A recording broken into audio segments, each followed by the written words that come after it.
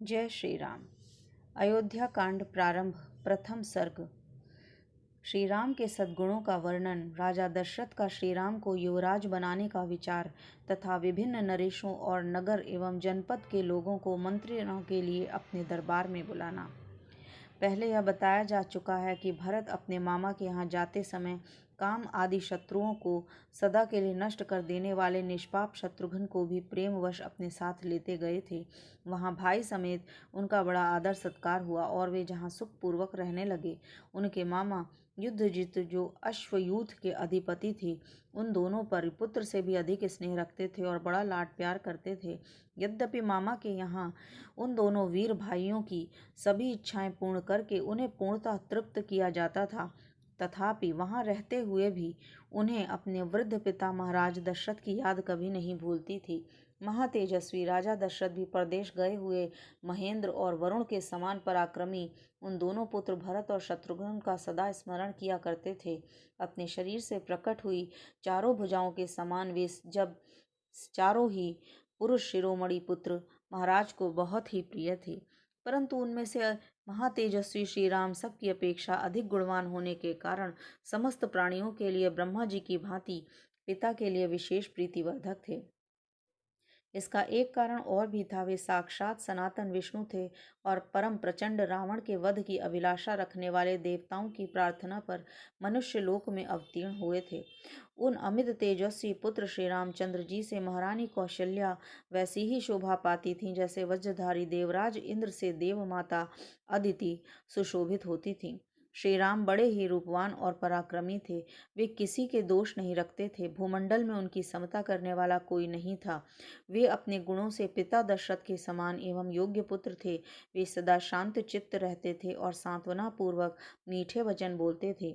यदि उनसे कोई कठोर बात भी कह देता तो वे उसका उत्तर नहीं देते थे। कभी कोई एक बार भी उपकार कर देता तो वे उस एक ही उपकार से सदा संतुष्ट रहते थे और मन को वश में रखने के कारण किसी के सैकड़ों अपराध करने पर भी उसके अपराधों को याद नहीं रखते थे।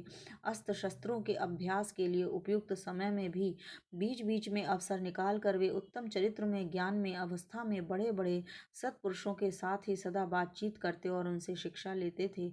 वे बड़े बुद्धिमान और सदा मीठे वचन बोलते थे। अपने पास आए हुए मनुष्यों से पहले स्वयं ही बात करते और ऐसी बातें मुंह से निकालते जो उन्हें प्रिय लगे। बल और पराक्रम से संपन्न होने पर भी अपने महान पराक्रम के कारण उन्हें कभी गर्व नहीं होता था। झूठी बात तो उनके मुख से कभी निकलती ही नहीं थी। वे विद्वान थे और सदा वृद्ध पुरुषों का सम्मान किया करते थे। प्रजा का श्री राम के प्रति और श्री राम का प्रजा के प्रति बहुत ही अनुराग था। वे परम दयालु, क्रोध को जीतने वाले तथा ब्राह्मणों के पुजारी थे। उनके मन में दीन दुखियों के प्रति बड़ी दया थी।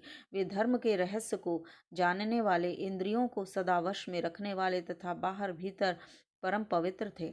अपने कुलोचित आचार, दया, उदारता एवं शरणागत रक्षा आदि में ही उनका मन लगता था। वे अपने क्षत्रिय धर्म को अधिक महत्व देते और मानते थे। वे उस क्षत्रिय धर्म के पालन में महान स्वर्ग, परम धाम की प्राप्ति मानते थे, अतः बड़ी प्रसन्नता के साथ उसमें संलग्न रहते थे।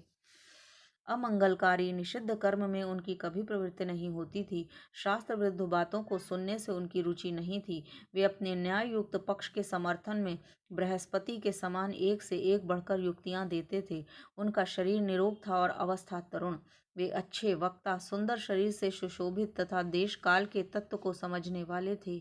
उन्हें देखकर ऐसा जान पड़ता था कि वे विधाता ने संसार में समस्त पुरुषों के सार तत्व को समझने वाले साधु पुरुष के रूप में एकमात्र श्री राम को ही प्रकट किया है। राजकुमार श्री राम श्रेष्ठ गुणों से युक्त थे। वे अपने सद्गुणों के कारण प्रजाजनों को बाहर विचरने वाले प्राण की भांति प्रिय थे। भरत के भाई श्री राम संपूर्ण विद्याओं में, व्रत में निष्णात एवं छहों अंगों सहित संपूर्ण वेदों के यथार्थ ज्ञाता थे। बाण विद्या में तो वे अपने पिता से भी बढ़कर थे। वे कल्याण की जन्मभूमि, साधु, दैन्य रहित, सत्यवादी और सरल थे। धर्म और अर्थ के ज्ञाता वृद्ध ब्राह्मणों के द्वारा उन्हें उत्तम शिक्षा प्राप्त हुई थी। उन्हें धर्म, काम और अर्थ के तत्व का सम्यक ज्ञान था। वे स्मरण शक्ति से संपन्न और प्रतिभाशाली थे। वे लोक व्यवहार के संपादन में समर्थ और समयोजित धर्माचरण में कुशल थे।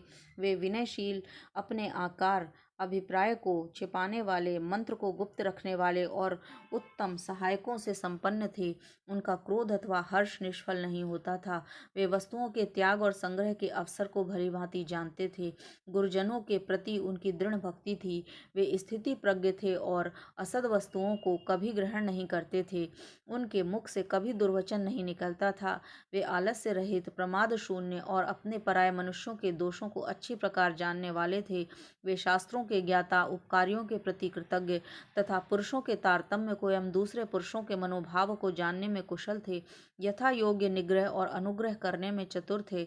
उन्हें सत्पुरुषों के संग्रह और पालन तथा दुष्ट पुरुषों के निग्रह के अवसरों का ठीक ठीक ज्ञान था। धन की आय के उपायों को वे अच्छी तरह जानते थे, अर्थात फूलों को नष्ट न करके उनसे रस लेने वाले भ्रमरों की भांति वे प्रजा का कष्ट दिए बिना ही उनसे न्यायोचित धन का उपार्जन करने में कुशल थे तथा शास्त्र वर्णित व्यय कर्म का भी उन्हें ठीक ठीक ज्ञान था। उन्होंने सब प्रकार से अस्त्र समूहों तथा संस्कृत, प्राकृत आदि भाषाओं से मिश्रित नाटक आदि के ज्ञान में निपुणता प्राप्त की थी।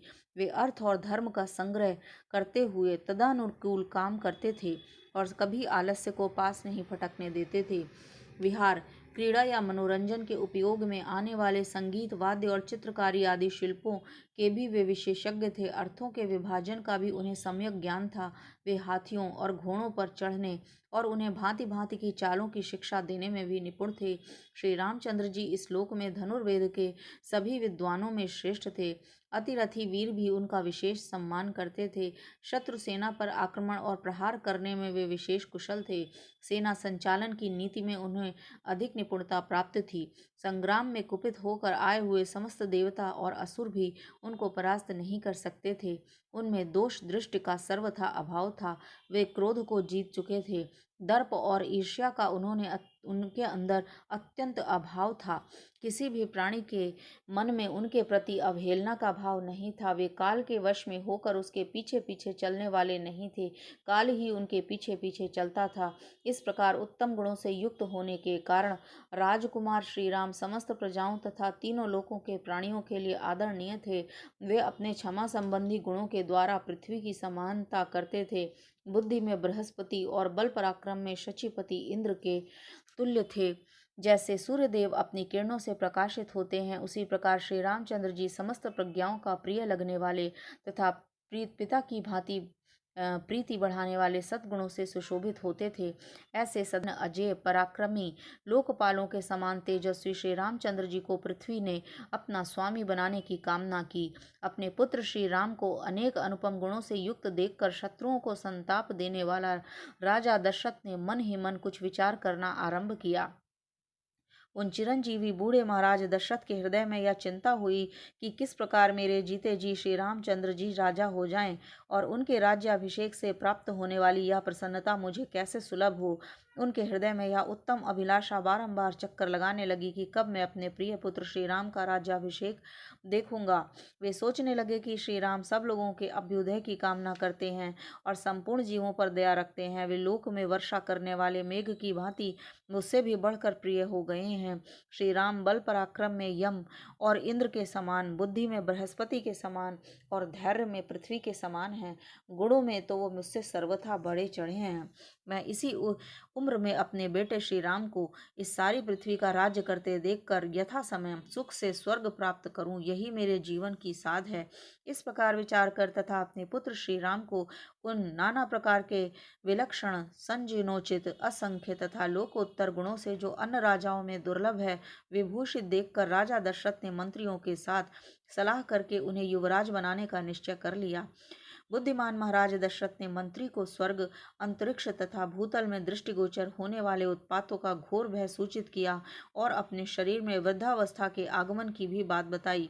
पूर्ण चंद्रमा के समान मनोहर मुख वाले महात्मा श्री राम समस्त प्रजा के प्रिय थे। लोक में उनका सर्वप्रिय होना राजा के अपने आंतरिक शोक को दूर करने वाला था। इस बात को राजा ने अच्छी तरह समझा।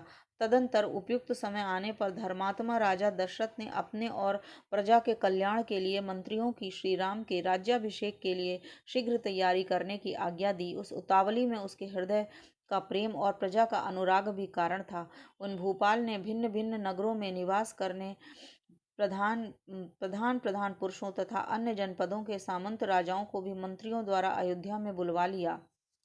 उन सबको ठहरने के लिए घर देकर नाना प्रकार के आभूषणों द्वारा उनका यथा योग्य सत्कार किया।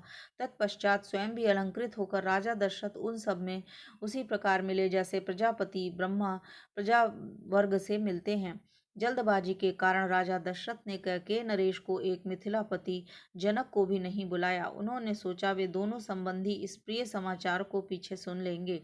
तदंतर शत्रु नगरी को पीड़ित करने वाले राजा दशरथ जब दरबार में आकर बैठ गए, तब कैकेयी राज और जनक को छोड़कर शेष सभी लोकप्रिय नरेशों ने राज्यसभा में प्रवेश किया।